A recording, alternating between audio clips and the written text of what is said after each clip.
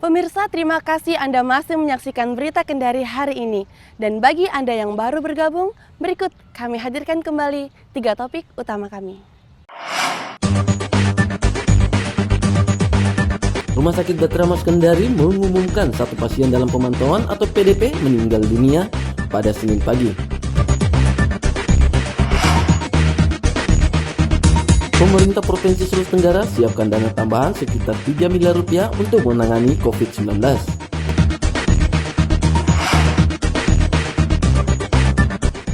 Antisipasi penyebaran COVID-19, pelabuhan penyeberangan feri Kolaka Utara Wajo akan ditutup sementara waktu.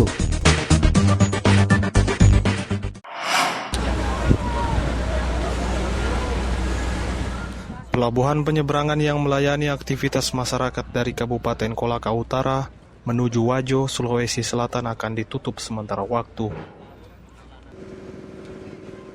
Penutupan ini dilakukan sebagai antisipasi penyebaran virus COVID-19, di mana Dinas Perhubungan Kabupaten Kolaka Utara kini telah melakukan koordinasi dengan Pemda Wajo terkait penutupan akses pelabuhan tersebut. Pemda Wajo dan Pemda Kolaka Utara akhirnya sepakat untuk menutup. Pasalnya, hampir semua barang di Kolaka Utara disuplai melalui pelabuhan Siwa Wajo Tobako Kolaka Utara. Dengan berlakunya kebijakan ini, secara otomatis pelabuhan feri Tobako tidak akan melayani lagi penumpang. Pengawasan di pelabuhan juga akan ditingkatkan untuk memastikan tidak ada penumpang yang menyeberang secara diam-diam. Saat ini juga tadi ini juga saya sudah menelpon langsung kepada Kepala Dinas Perhubungan Wajo untuk meminta waktu ditunda mulai berlakunya lockdown dari mereka itu adalah kalau bisa di hari Kamis. Nah, itu disepakati mereka dengan mengatakan tadi bahwa dia akan mengkoordinasikan dengan Bapak Bupati. Nah, jadi surat dari pemerintah Wajo itu sudah akan dikirimkan hari ini melalui via WA untuk sementara, mungkin fisiknya menyusul. Tentu mereka juga di dalam melakukan tindakan ini mempertimbangkan segala sesuatu. Dikatakan juga bahwa yang kami lakukan ini adalah melockdown bagi masyarakat dari Kolaka Utara yang akan masuk ke wilayah Wajo. Jadi barang dan kebutuhan lainnya itu tetap masih bisa melintas melalui Wajo. Nah, jadi ini tentu menjadi suatu kegembiraan buat kami karena hampir sebagian besar kebutuhan kami itu asalnya dari seberang. Nah, sehingga saya juga akan mempertegas kepada kapal-kapal penyeberangan ini untuk terus melakukan operasi walaupun penumpang mungkin jumlahnya tidak ada. Rencananya, kebijakan ini akan diberlakukan selama 2 pekan ke depan. Jika melihat kondisi sudah membaik, maka aktivitas pelabuhan akan dibuka kembali. Tapi, jika kondisi masih buruk, maka tidak menutup kemungkinan akan dilakukan perpanjangan. Alga Salim melaporkan dari Kolaka Utara.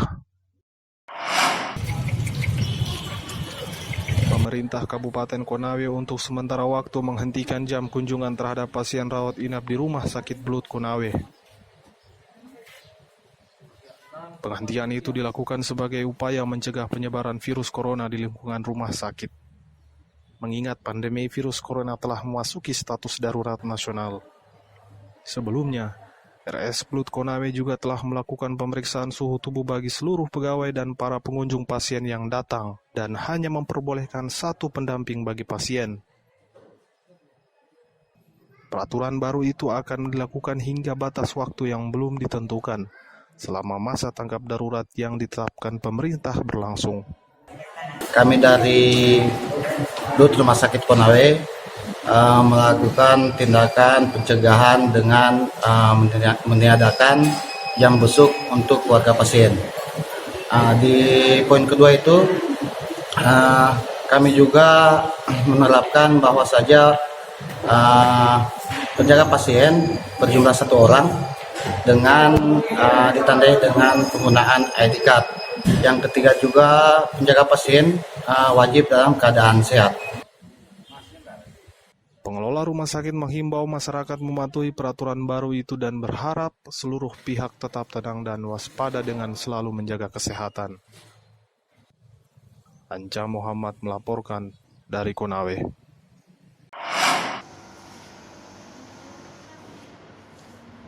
Bandara Halo Oleo Kendari Senin pagi melakukan pembersihan fasilitas umum dengan melakukan penyemprotan disinfektan. Ini dilakukan di area kedatangan dan keberangkatan penumpang pesawat, ruang tunggu hingga area toilet bandara. Melalui kerjasama Kantor Kesehatan Pelabuhan Bandara dan Pangkalan Angkatan Udara Halo Oleo. Kepala Bandara Halo Oleo, Sarifuddin, mengungkapkan langkah ini sebagai upaya minimalisir dalam mencegah penyebaran COVID-19 di area bandara, juga sebagai tindak lanjut protokol Kementerian Kesehatan. Yang memadai di setiap toilet yang ada dan dipastikan itu tidak pernah kosong. Juga kami telah memasang hand sanitizer di 9 titik. Dan kami akan tambah terus. Lalu kemudian kami juga telah melakukan pembersihan atau dilap dengan menggunakan disinfektan terhadap fasilitas yang ada di bandar udara yang kita amati fasilitas itu sering disentuh tangan. Misalnya dimulai dari luar, troli.